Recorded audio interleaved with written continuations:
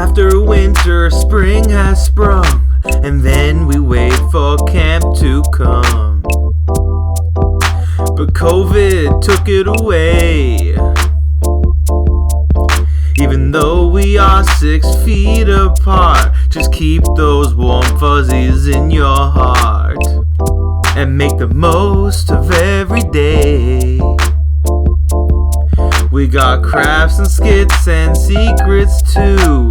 Maybe a sing along will do to cheer us up and make us crack a smile under our masks. So sit right down and hit subscribe and keep some blue juice by your side and forget about the real world for a while. Recording Radiance at Burry Heights. Hi, I'm Busk, and you're watching Recording Radiance. You guys excited to go to Burry Island? Yes. Oh yeah. Yeehaw.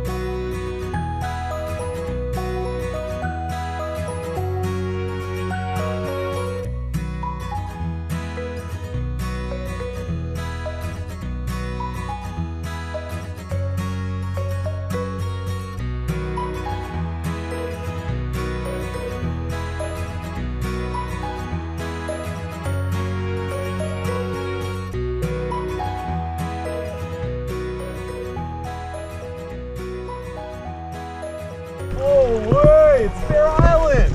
Wonder if everyone's been there in a while. Yeah, let's go.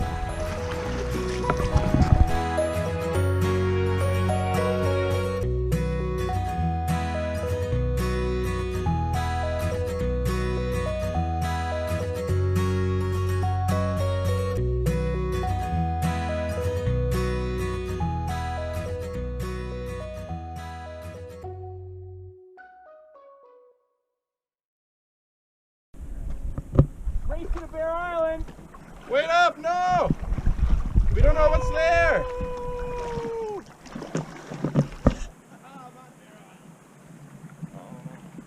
Wait, are you guys going on without us? Huh? Yeah, you're too slow. Oh God.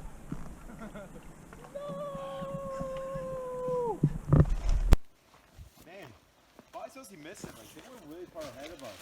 There's somebody out now. Yes, such a strange place. So weird.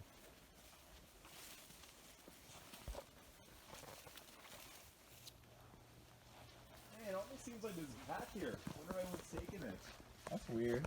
You also notice how it got like really dark all of a sudden? Guys, I think there's someone in here.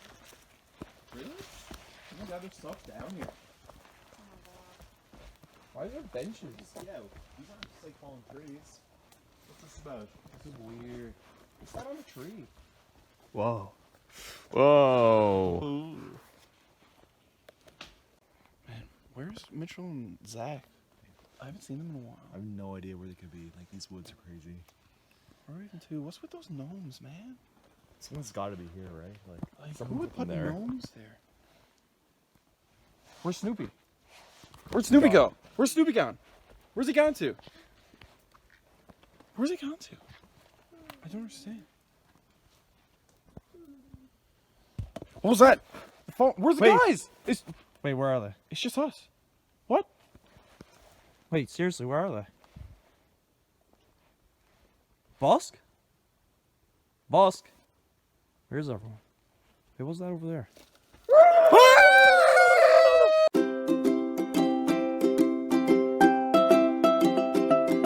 Oh man, so in 5th grade, I don't know if camera definitely can see it, I have a scar on my forehead right here. In 5th grade, me and some of my friends were in the basement playing floor hockey, and I thought, alright, I'm going to be the Zamboni now, so I got on my stomach on a skateboard and went right across as my friend was winding up a slap shot, and it went right in my forehead, and I bawled. And the next day, in school, in class, I forgave him. And we're still like best friends today, so. So would you say that that situation made your friendship stronger? Definitely. Yeah. Yeah. One time, Red Rose used up all the tie-dye when we were tie-dyeing. Like, actually, I got so upset because I got no yellow on my shirt and I only had to use purple and blue. And I got mad. And she was like, well, I needed it. And then I forgave her. I think that forgiveness should be seen in every day, not just in specific moments. I believe with forgiveness, time mends all wounds. And even if you think you're in a situation where you think you'll never talk to that person again, you'll never forgive someone, like after a year or so passes, maybe less, maybe more, all of it sort of becomes like insignificant. Like it's just easier to leave stuff in the past. And even if like you get in a huge fight with someone, after time, like there'll be a moment where you can both accept that you're gone beyond that and your friendship can go back to normal, or you can be like stronger as a result of what you've gone through.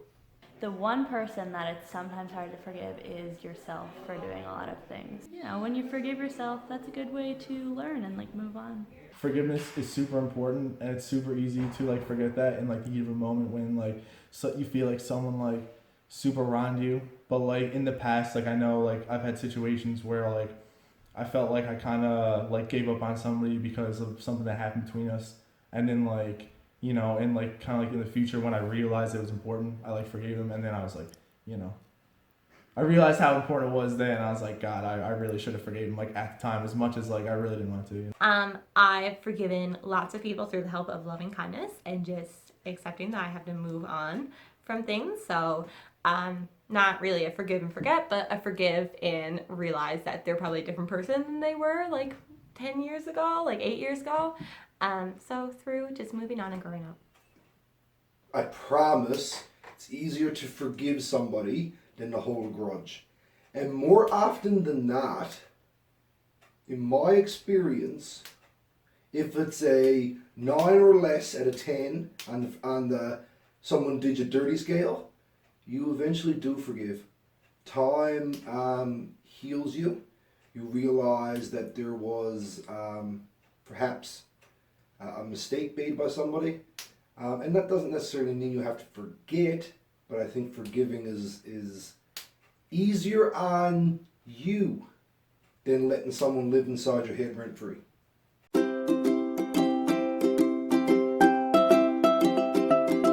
Hey guys, it's Peter Pan here. That's Squiggles. Squiggles. So we're about to show you another camp secret. Oh my gosh. You probably never actually seen this before, but actually behind unit, behind unit 1, there's actually, look, see that? You can see clearly what that is. Honk, honk. There's a honker back here. Yeah, it's always here. Anyways, we wanted to show you that because you probably never seen that before. He's always back here. He's been here for years. And make sure that you're hitting this video with likes. We want to get 17. So we want to get 23 thumbs up on this video. Oh my God, 23. You sure we can get that, Peter Pan? I think we can get. You think we can get that? Okay. Yeah. And we'll just make sure you smack that bell around, ding ding ding, Ding, make ding, sure, ding. so you know when we make the next post with the secret stuff I can. Get the notification to the zone. Hi, I'm Broccoli, and you're watching Recording Radiance.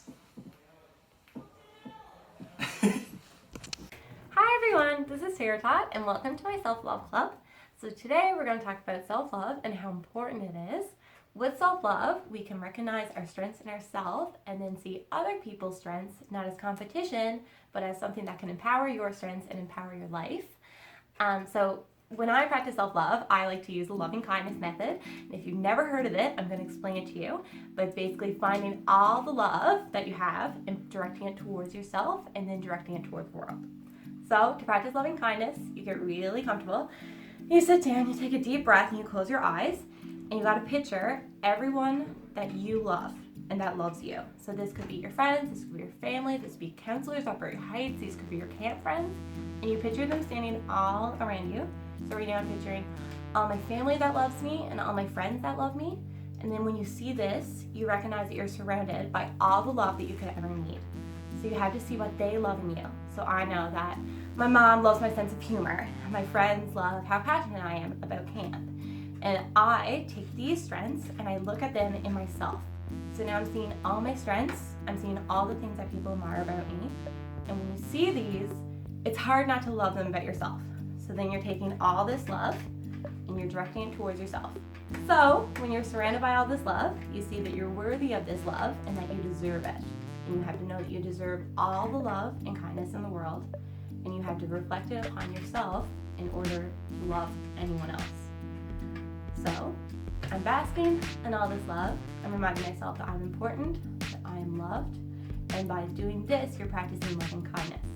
So now that I'm loving myself, I can direct this love towards my friends, I can direct it towards my family, and I can direct it to people that I don't even know, just the whole world. So you take all the love from other people, you absorb it, you recognize that you are worthy of this, and because you're worthy of it, you know that everyone else is worthy of it too. So, practicing loving kindness and self-love, any method that you want to do, is so important. And always remember that self-love and loving yourself in any way that you want to is never selfish. It is so necessary. And loving yourself and then taking the love that you have for yourself to love others is one of the most vulnerable and important things that you can do in life.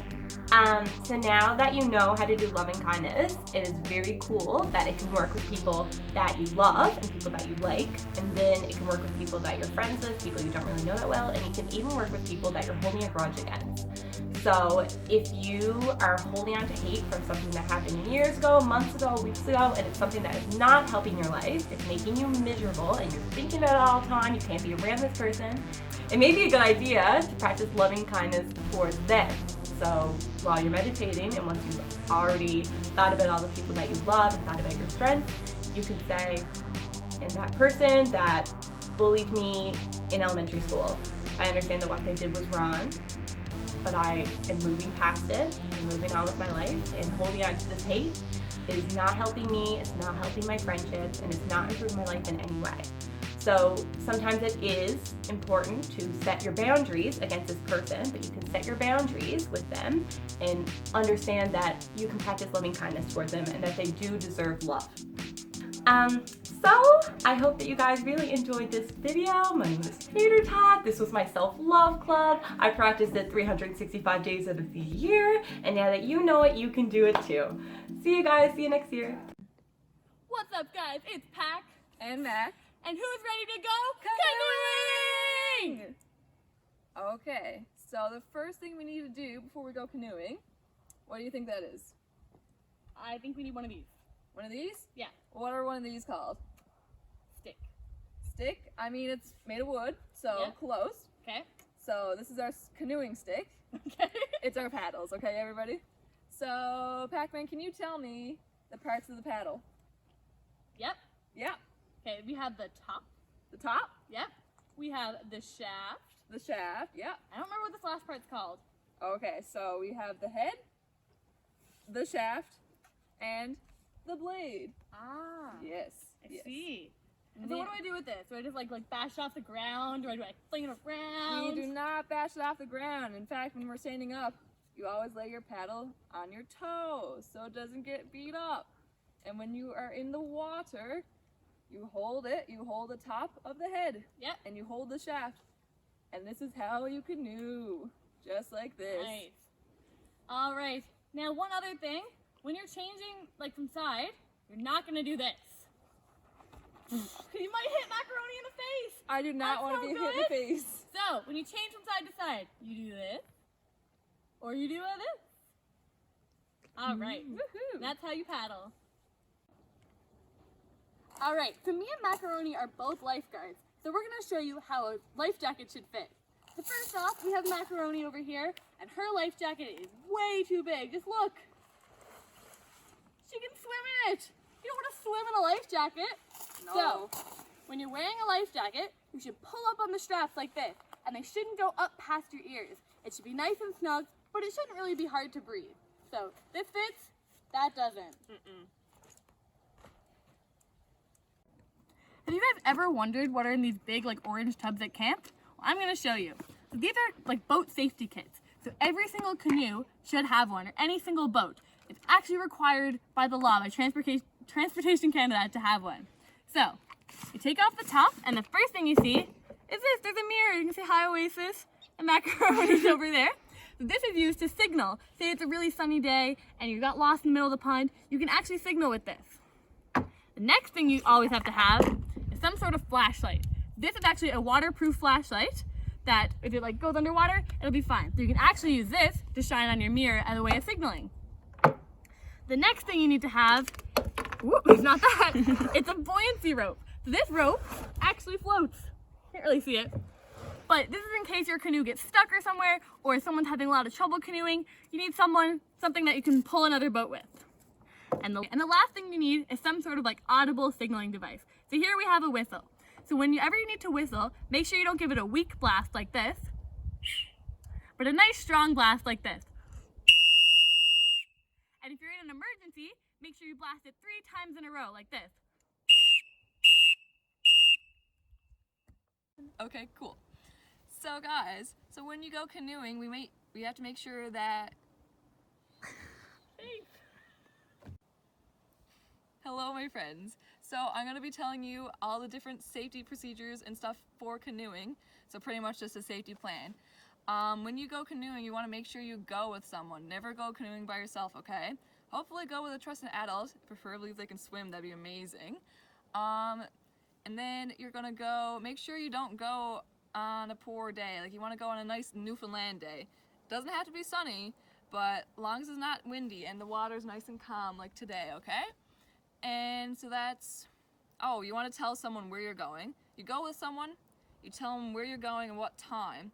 So if you're like, I'm going to go canoeing for an hour, let them know where you're going and what time you'll be back. So if you ever go missing, they know where to start looking for you, okay? And when. You want to know when you're going. So tell them what day you're going, what time, and all that jazz, okay? And then why you're going? To have fun, of course.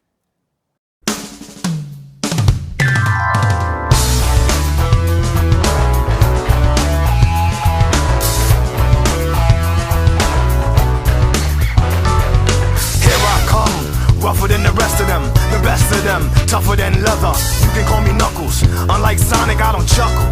I'd rather flex my muscles. I'm hard as nails. It ain't hard to tell. I break them down whether they solid or frail. Unlike the rest, I'm independent since my first breath. First test, feel the right, then the worst left. Born on an island. Hey guys, I'm Snoopy, and you're watching Recording Radiance.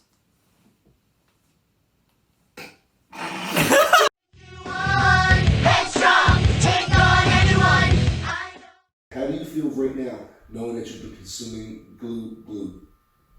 I think I'm probably sick. Okay, let's just pause.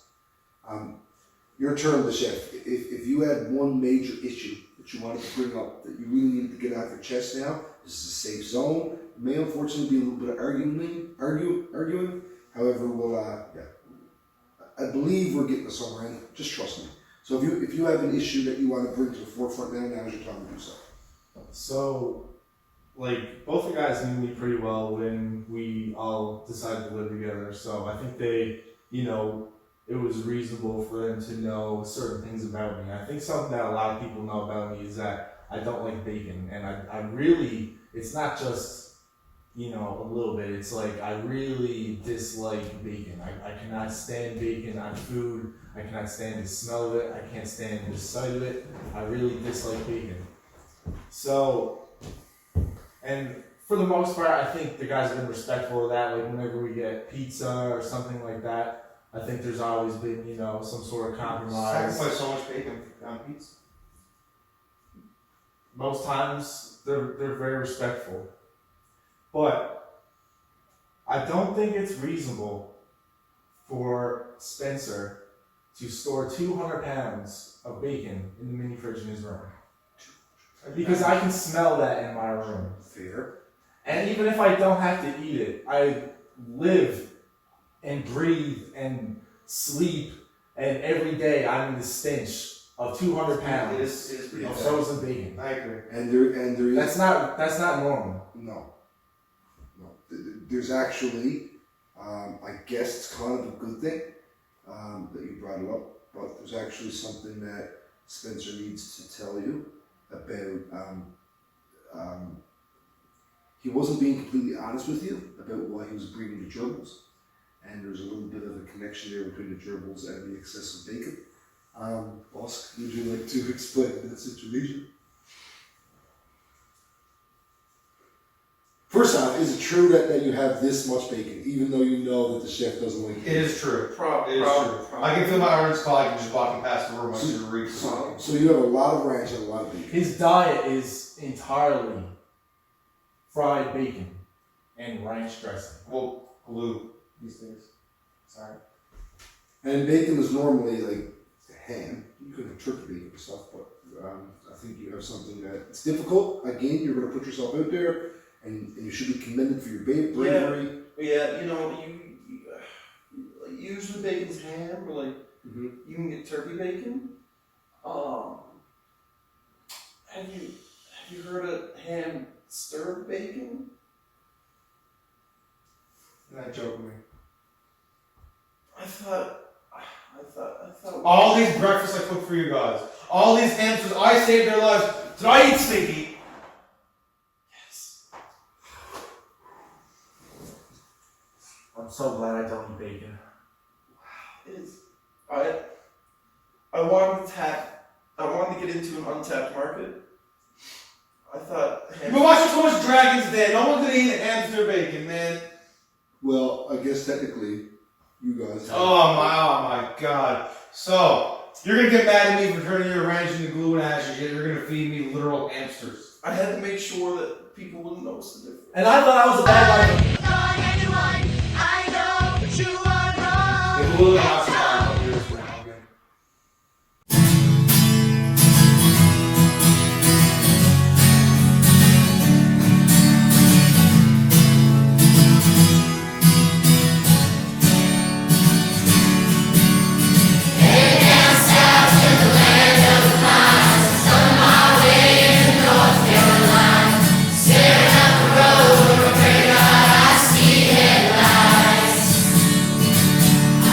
I